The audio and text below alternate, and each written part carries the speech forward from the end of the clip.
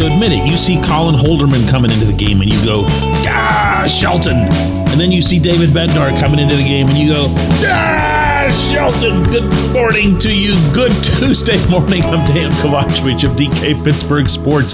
This is Daily Shot of Pirates. It comes your way bright and early every weekday. If you're into football and or hockey, I also offer daily shots of Steelers and Penguins in the same place that you found this. Mets 4, Pirates 3 last night in New York. Paul Skeens pitched 6 fine innings, particularly considering the caliber of the billion-dollar opposition. A run and 6 hits, 6 Ks, 3 walks. He wasn't dominant, only had 6 swings and misses. But believe me, I'm not about to be one of those Nimrods who's pointing to Skeens in any negative context just because the team is now 3-6 in games that he starts. Even if Skeens acknowledged after the game to reporters in New York, including our own Greg McAfee of DK Pittsburgh Sports, that he hasn't really felt all that awesome over his last couple of turns. Could have been better. Just spraying it a little bit too much when I probably shouldn't have. It's kind of been something we're working through. But that's probably as bad as it gets. And being able to get out of there with 1 run is a good thing. But, we're more efficient. Maybe we go 7, maybe we go 8. So, it's got to be better. Yeah, I mean, he can say whatever. He's fine. And the way he pitched was obviously more than good enough for both he and the team to have gotten a W. But they didn't, and they tend not to.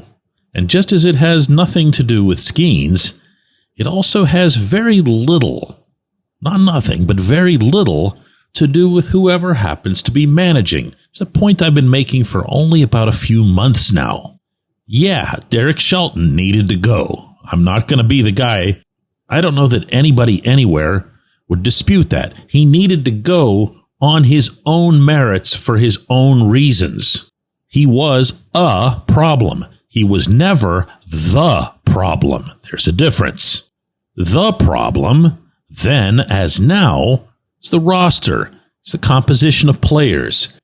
It's the evaluation, the instruction, and the development of those players. And for those who are new to baseball, anytime you hear the term development, they're not talking about the major leagues. That is reserved exclusively for your ladder up to the majors.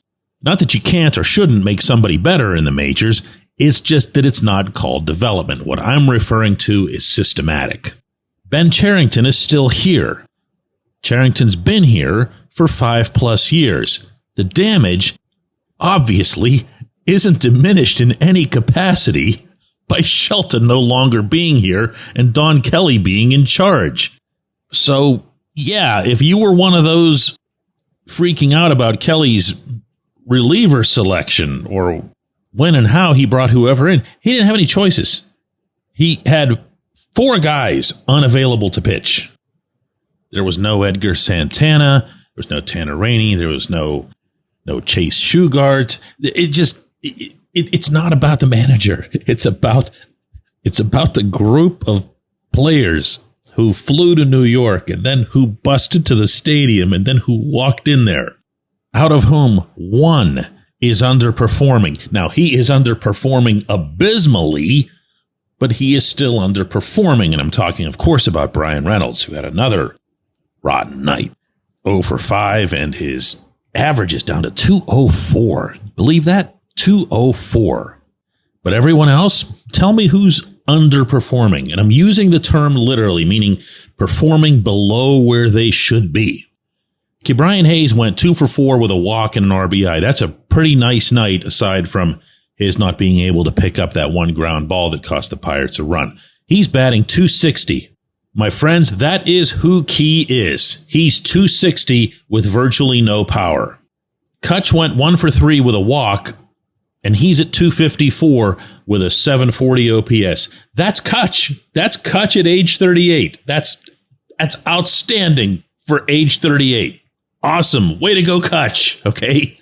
Joey Bart, you went 0 for 3 with a walk, but he's at 283. That's probably a little bit higher than you would expect him to be. 774 OPS. All right. Are we good with that part? That was the first 4 in your batting order last night at Citi Field. Everyone except Reynolds is being who they've always been. Actually, heck, I'll throw Isaiah Kiner-Falefa in there because in addition to hitting his first home run of the season in this game, he'd have an additional hit. He's at 288, 704. All right, so we're up to 5 guys now, right? Who's everybody else? Matt Gorski's getting regular at-bats on this team. He's done nothing but strike out in the minors. I understand, nice story and home run in the first at-bat and everything else, but I've been telling you guys for years, actually, this is what he does. He strikes out a ton. In this game, he went 0 for 3 with 3 strikeouts. It's what he does. He's at 206. Alexander Canario, 1 for 4. He's at 167. Jared Triolo, 1 for 3 with a walk, but he's at 157. And Henry Davis, I can't even. It's not just that he went 0 for 3 with the 2 Ks. It's the way they look. These aren't even remotely competitive plate appearances. He's in the 9 hole, number 1 overall pick, 9 hole at age 25, batting 118. That's 4 out of your 9 spots in year 6. Everything else that has occurred over the past few days, even though it was the right thing to do, was window dressing on the real problem. It's a distraction from the real problem. I'm not suggesting that they did it to be that, although I'm not suggesting that they didn't mean it to be that, but it is one way or the other. But hey, at least since changing managers, Charrington's been really aggressive in going and getting the Pirates some additional offensive help. Great to see he really felt that heat. When we come back, J1Q.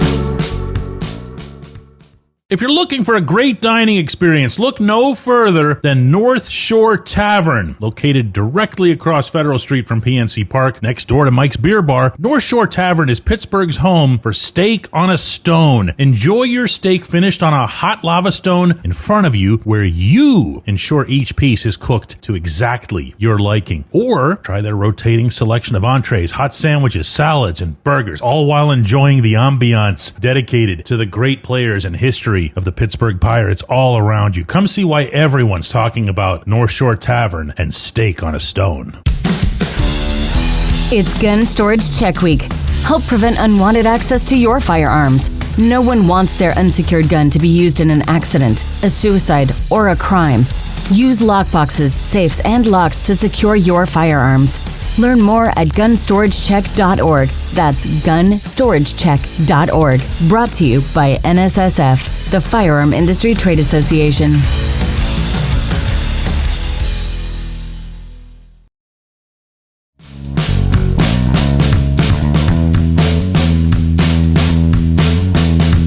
Today's J1Q comes from Chris, who says, DK, does your rightful criticism of the Pirates affect your relationship with the individuals in the front office? Do they ever hold a grudge or refuse to deal with you or your team at DK Pittsburgh Sports?